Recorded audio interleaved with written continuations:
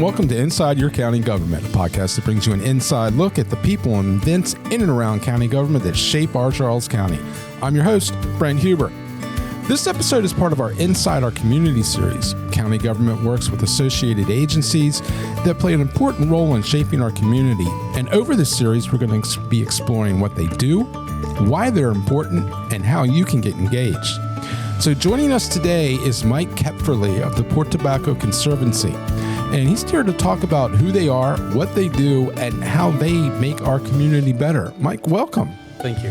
Yeah, great. So why don't we start with who you are and your story and how you got involved with the Port Tobacco, I almost said Potomac, the Port Tobacco River Conservancy. Okay, so I actually moved to Charles County up from St. Mary's County. I used to have a business down in St. Mary's. And when I came to Charles County, found a house in Port Tobacco, which I had never been to, never heard of, but it's a beautiful area and it's got a lot of rich history. And also, I married my wife, who's here in Charles County. And at the time, I had lost my first wife, and I had 2 grandchildren. And then when I married my second wife, I got 18 more grandchildren. Oh, my. So I ended up with 20 grandchildren, and I was retiring, and I thought, it's probably time for me to get a boat. So I got a pontoon boat, and I took it out into Port Tobacco River, and I would take the kids fishing and swimming and wakeboarding and all of that. And while I was doing that, I ran into some people who said, well, the river's not that clean, and you need to be careful about when you go swimming and fishing and doing all the water sports out there. Right. So I started looking into it, and that's where I came across the Port Tobacco River Conservancy, and I decided to join them to see what I could do to help revitalize the river. So that was about 2 years ago that I started doing that, and I joined the board and met a lot of really nice people who have been very dedicated for almost 20 years. I think they started back in the early 2000s. And we started talking about what we could do to continue to improve our work on the river. So I just started doing a lot of research, and that's where I realized that in all of the environmental world, which I was not a part of, I was in defense. And so in the environmental world, there is a lot of scientific rigor and a lot of talk that most normal people don't understand or comprehend or realize, what they can do. And I'm one of those people. I need to know, how can I have an impact on the world around me, and how can I make this better for my kids and my grandkids? And so I did a lot of reading, a lot of research, and realized that there might be some things that I could have an impact on. And so that's kind of where I started. It's to make a difference. You hit that point where you see something in the world and you're like, I need to do something about that. And you just have that kind of drive, that motivation that moves you to doing that. And I see that happen there. But you're more than just a board member with the Conservancy now, right? Well, I mean, that's my main focus has been on the board. Right. But one of the things that we as a board were trying to wrestle with this last year was, how do we increase our membership? How do we get more volunteers? How do we get the word out? Because I think when COVID hit, I think it hurt a lot of nonprofit organizations. Yes. And even though there was a lot of money spread around with COVID relief funds and all of that, the fact of the matter was that people were afraid to get together. And so a lot of the camaraderie and all of that, I think, fell apart. And so even 2 years later, organizations are trying to get back in the mode of doing what they were doing before that. And I saw that with the Conservancy, too. I mean, they were very active in the 2000s and 2015. They had articles written about them in the Washington Post. There was a lot of very active work going on to do a lot of very positive things. They built the Eagle Park. Eagle Cam. The Eagle Cam is on their website, and they're responsible for that. There's a environmental center there at the Eagle Park, which they were involved in. They've done rain gardens at Christ Church in La Plata, and over at Dr. Craig's Elementary School, they've got a learning center and a rain garden over there, which is pretty incredible. Wow. They've done. They've worked with the Boy Scouts to put in fishing line retrieval sites in the Chapel Point State Park and the Eagle Park. They've worked on rainwater and stormwater runoff issues where they've improved the runoff around Hawthorne Country Club. They've done 1,000+ tree plantings. They were really incredibly involved. And when I joined them, again, as I said, they were trying to figure out what was the next step. As far as how do we get people more invigorated. The membership had seemed to dwindle down a little bit. Right now, I think we have about 40 active dues-paying members. And so the way that we tried to approach it was 2 stages. One is finding something that would encourage people to know what we were doing and want to join us, either volunteer or actually become a dues-paying member to grow our membership.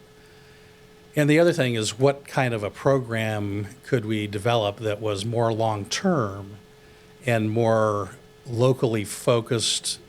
And by that I mean getting our neighbors involved. Because every time you talk to a neighbor about, oh, the river has got this problem or that, they go, oh my gosh, how can I get involved? And so that's kind of where we're on the cusp of right now is developing a program that actually does that. Part of what fed that, though, was I also got involved with water quality testing. So the Tobacco River Conservancy was teamed with the Potomac River Keepers network. And the Potomac River Keepers network has had incredible success up in the upper Potomac area by identifying stormwater problems. And so there have been articles about how much impact they've had as far as Blue Plains Treatment Plant up in Washington, D.C., fixing their stormwater runoff, and Alexandria and Anacostia. And they're building these huge tunnels underneath the Potomac River to catch all of the stormwater runoff, which is a big problem in any watershed. So we were teamed with them to do some testing down on the Tobacco River and in Mallows Bay. And so during the summer, between May and September, we go out and we check for turbidity and temperature, pH level, and the one that we're always watching for is E. coli, because that's related to human waste runoff. And what we found was that especially after stormwater runoff, or after storms, the tests would fail, especially in the upper part of the Tobacco River. Oh, really? Not so much failure down by Chapel Point State Park, which was the other place that we were testing, but at the headwaters up by where it all runs in, and where there are a lot of septic systems along the water. When it rained, the E. coli accounts went up, and then the warnings were, don't go in the water for 24 or 48 hours after rainfall.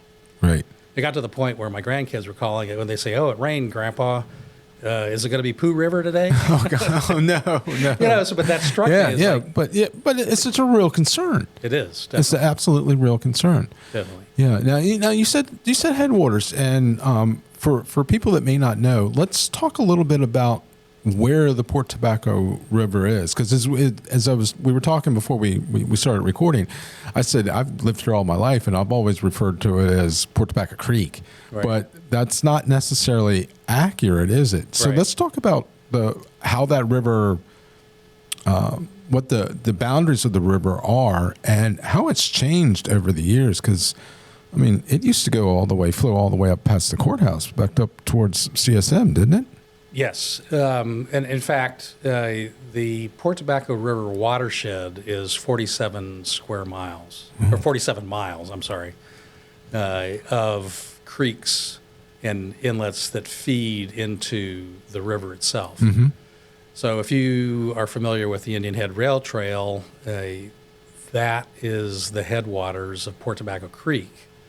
And there's a swamp there, and there's actually a sign out that was put up in conjunction with the Chesapeake Bay Trust and Charles County Conservancy and Port Tobacco River Conservancy that talks about the creek. And you can look out over the headwaters of the creek, and that's what feeds into, ultimately down past Route 6 into the river. Right. But there's all kinds of creeks. So people that, I remember when I was a kid growing up, I lived in a neighborhood in Kentucky, but we would go out and play in the creeks, and we'd find crawfish, and we'd find little fish, minnows, and stuff like that, and it was just like a fun place to go. Well, there are a lot of people in this county that have those creeks near their houses, behind their houses, or right over the road from their houses and stuff like that. Mm-hmm. All those little creeks are feeding water into the Port Tobacco River. Right. And all those creeks are also feeding stormwater runoff into the Port Tobacco, right? Into the Port Tobacco River, right. But it comes down from back of the rail trail, and it comes down kind of. It's like a tree. Think of it like a tree. Yeah, and part of it was like in that Valley Road area. I'm just trying to give some people some landmarks, and then past CSM. See the creek as you go down Valley Road and Mitchell. Yes, Mitchell, and then it starts to open up where the marina is, and then it feeds out into the much wider Chapel Point State Park, and then eventually the Potomac River. Right. Yeah. It's a lot of water, a lot of tributaries, a lot of creeks feeding into it. It is. Yeah. So let's back up just for a second and talk a little bit more about the formation of the Conservancy. I mean, you said early 2000s they were formed? Yes. In fact, one of my neighbors, who unfortunately I had never met because he passed away, his name was Dave Gardner, and he and a number of other neighbors realized that the La Plata waste treatment plant was dumping their runoff into Port Tobacco Creek. And it got into the river, and so they organized to fight that. Right. And raised that as a major issue back in the early 2000s. Right. And they were fairly successful in getting some changes to what was happening up in the wastewater treatment plant. As they grew, and there were, I think, several hundred people involved in it, they got involved in a lot of other things, dealing with invasive species, planting trees, teaching people how to do rain gardens, getting involved with school kids and Boy Scouts and Girl Scouts. But their main focus has always been to try to get the Port Tobacco River somewhere near where it was in the 50s or 40s, where it was fairly navigable and clean, and there was a lot of wildlife and natural vegetation. Oh, absolutely. Yeah, absolutely.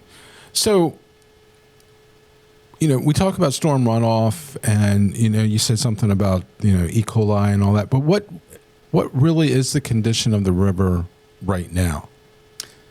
So our testing has shown that 50% of the time, it fails on a weekly basis. It's failing on a weekly basis up near Eagle Park and the marina and that area. So and when you that's the say headwater. Yeah, when you say fail, it fails on E. coli. E. coli testing. E. coli testing. Okay. That's the main thing that we're looking for. That's the main thing. Okay. Right. But as far as sedimentation, as far as, stuff like that, I mean, is it in good shape? No. No. No, and it's actually been in bad shape since the 1700s. Well, tobacco is not a really good crop to have around waterways. I mean, I think we learned that early in the 17 and 1800s. Right. And if you look at the history of Port Tobacco, they had to keep moving the port down the river because so much silt got into it from the agricultural runoff. And that's still a problem. There is, in fact, though, a project, which we call Dave's Project, after Dave Gardner, which was started back in 2014, 2015, that the county and the state are working on right now, which is to alleviate a significant amount of silt runoff right past the bridge. So what happens is the water, when it rains, you get all this water coming down from White Plains and down the tributaries, and it washes out the creek bed and rushes into the river, and that brings all the silt with it. So what needs to happen is there needs to be a method to slow the water down and have it spread out over what are typically called wetlands. So you see marsh-like areas. And if you drive along Route 6 and look to your right, passing Rose Hill, Rose Hill Road, you'll see some water in the Rose Hill farm, like a marshy area. Little pond type thing there. Right. Well, on the left side is very dry. Yeah. And that area should be filled with water. Right. Which just marshy. It should be marshy. It should be providing habitat for birds. It should be allowing the silt to filter out and all of the nitrogen and phosphorus that's in that's damaging the waterway. So it's probably going to be another couple years. It just takes time to get all of the approvals in place and all of the designs done and all of that. But we're hopeful that by 2026 that they will have a whole program, a whole project complete there that does a significant amount of slowing down the silt dump into the river. The other side of that is now, what do you do about the river? And what we're hoping is that there'll be some action on the county, state, and federal side to work with the Army Corps of Engineers to help dredge out a lot of the silt. Because when the tide is low in the river, you can walk across the river from at least Potomac shores. And you've got to be very careful. I've got a tritune boat, so it's floating on top of the water pretty much. But the water may only be a foot deep in a lot of places. I know. There was about a year or so ago, I was down at the marina, and a sidebar, my grandfather on my mom's side used to own that marina. Oh, really? Yeah, so as a kid, I mean, he sold it when I was very, very young, but it's always had a spot, in our family, and I can remember going in there as a young kid in the boat with my dad, and there was plenty of water to dock. But I was down there about a year or so ago, and I was like, "Oh my!" I mean, I could walk out there and barely not even get my knees wet. Right. Yeah. So I've seen a lot of silting in over the last 40, 50, whatever years. Yeah, absolutely. Yeah. So it's a real thing. Now, let's talk a little bit about the Save Our Amazing River project, because that's how you kind of came to us because we talked to Christy Burnett with the Charitable Trust, and there was a micro grant, I believe is what she said, that was provided for this project. So can we talk a little bit about that? There's so many amazing resources there that if people can see it, they'll get invested in it. And we're looking for how to incentivize people to look to the future for their Right. kids and grandkids. Okay, Right. so you didn't grow up on the river, but there's opportunities, and you just need to make sure that it's going to be there later. Mm-hmm. The other thing is that a lot of people know about Save the Bay. Right. You know, it's like, oh, we're going to save the Chesapeake Bay, and we're going to do all these things that are going to be great for the entire Maryland, Delmarva Peninsula. But as a person, how do you do that? And what 40 years of environmental activism has shown is you get these big programs that are having, for the amount of money that's being spent on them, not a lot of impact, or not Right. as much impact as they projected Right. it to be. And there was a study that just came out that the environmental community realized they needed to change the focus of environmental activism, so to speak. And part of that is do it in your backyard. Right. You know, do something in your backyard that people can measure.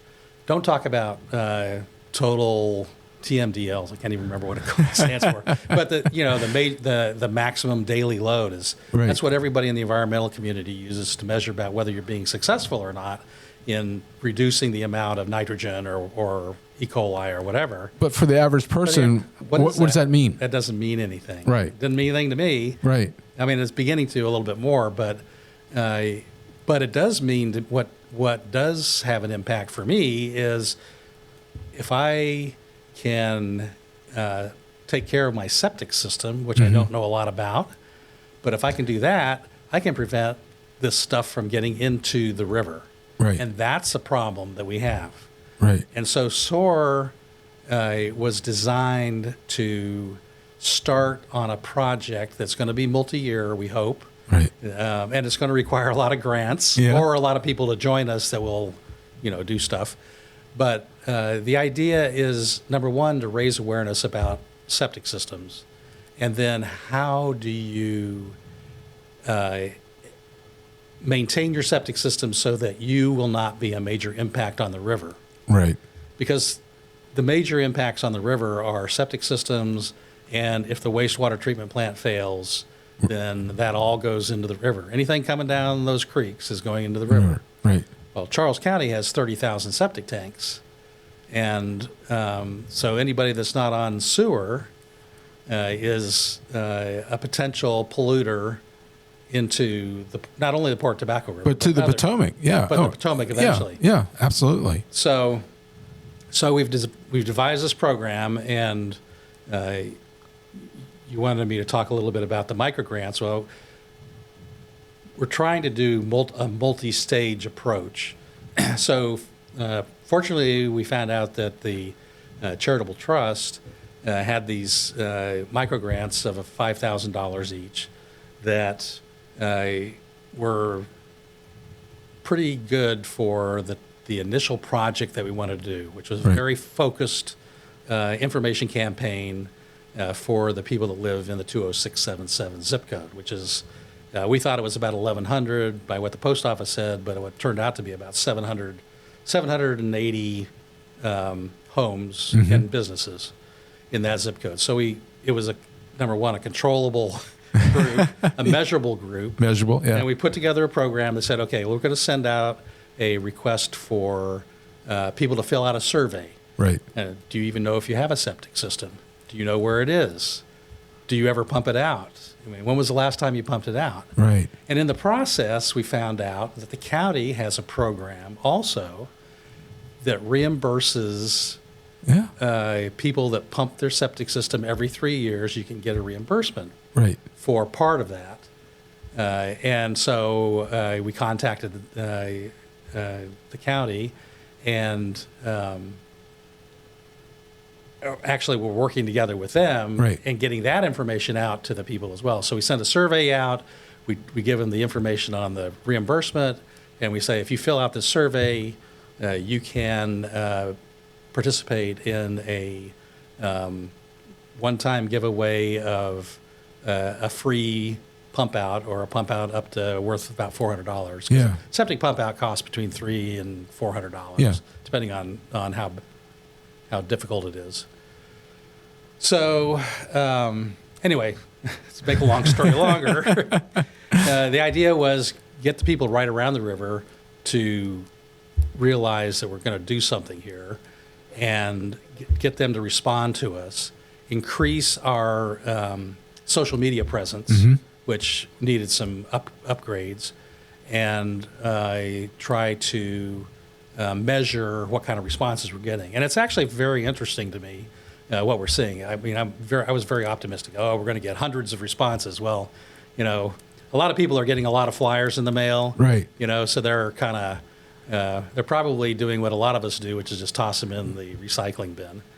But I'm hopeful that we'll get enough responses to at least do an analysis of how effective our campaign is. Right. And then we also have submitted a grant request to the Chesapeake Bay Trust to expand the program next year into the larger watershed, to address between 5,000 and 10,000, depending on how much we can handle, how much we can find out from this group, how well we do, and then how do we change it, and then get the survey out to other septic owners that go up, Valley Road or into White Plains or wherever. Because right now it was just focused on the immediate Port Tobacco area. Right. So this was this year's a pilot project, and so it fit right into what we were trying to do there. And the nice thing about fitting that with a Chesapeake Bay Trust grant is they want to know, have you done anything as a pilot project? So between the Charitable Trust and the Chesapeake Bay Trust, which we don't know whether we got that grant yet or not, but between those two, we're hopeful that we'll have enough to do a large survey and get people engaged and get them to join us. And, oh, by the way, help the county, because ever since in 2021, the county cut their reimbursements for septic reimbursements. They cut it down to $100. It used to be, I think they paid half. And we've gotten comments back from the survey goers and say, oh, I thought it was, $200 or $300, whatever. And right now, no, it's $100. But the county's goal, what they're trying to do is get about 5,000 homeowners to pump out their septic tanks every year. Right. Because if you look at, they got 30,000 septic tanks over a 5-year period or 6-year period. That's 5,000 a year. Yeah. And then you're on a kind of a regular schedule. Right. But unfortunately, what's happened since they've reduced the payouts is they're getting about 1,000 a year, people participating. And so that's part of the program, is try to reinvigorate that, and help the county and work with the county. I mean, the county's been very supportive of what we're trying to do. And educate the homeowners. And then the third piece of this is to get the septic companies to participate in the program, because they're all pretty much small businesses, and their rates are going up, and which is why you see pump out rates going up. And so if we can engage the septic companies with us in the project, especially next year when it gets bigger, where they might be able to offer coupons or rebates or whatever, just trying to get some support from them. Yeah, that's how we found out about it years ago. I mean, I worked for the county. I didn't really know that existed. And we had our septic tank pumped out, and the gentleman that did the pumping said, "Hey, if you take this receipt and send it to the county, they'll pay for half of it." It was like, well, that's a good deal. I didn't even know. Yeah. So getting the word out on that and a lot of other things is critically important. So good job there. Better. I mean, if you knew about it in advance, it would have been better. Right. But at least somebody told us about it. Right. So, I mean, that's the kind of things that I'm thinking about for the future that I still need to talk to the board about. But, things where you can, once you have the data that says that these people pump their stuff out at, and maybe the county has it, I don't know, they pump their stuff out in 2024, then all of a sudden in 2027, you give them a reminder. Yeah. And say, hey, you ready to pump your system out? And sometimes they are, sometimes they aren't. Right. But the idea, again, the idea is find projects that are going to have a direct impact on the cleanliness of the river and the future for our kids and grandkids. Grandkids really change your perspective on things. They certainly do. Mike, this is absolutely great. So if people want more information about the Port Tobacco River Conservancy, about the SOAR project, where can they go? So they can go to porttobaccoriver.org, which is our website. And then if they want to email us, they can write ptrc@porttobaccoriver.org. Awesome. Very good. Mike, it was wonderful to have you on here. I learned a lot about the Port Tobacco River, some that I didn't know, cleared up, 40-some years of confusion about rivers and creeks. So it was really great. Thank you. Thank you so much. Yeah, thank you very much. And thank you for listening and for watching. So remember, local government is the strongest when we all participate. So until next time, stay engaged, stay connected. Thanks for listening. If you like this podcast and want to hear more, search Charles County Government on Apple Podcasts, Spotify, or wherever you get your podcast. And be sure to like and subscribe. We're also available on YouTube. Search Charles County Commissioners. And stay connected for all county news, information, and programs by visiting www.charlescountymd.gov/stay connected.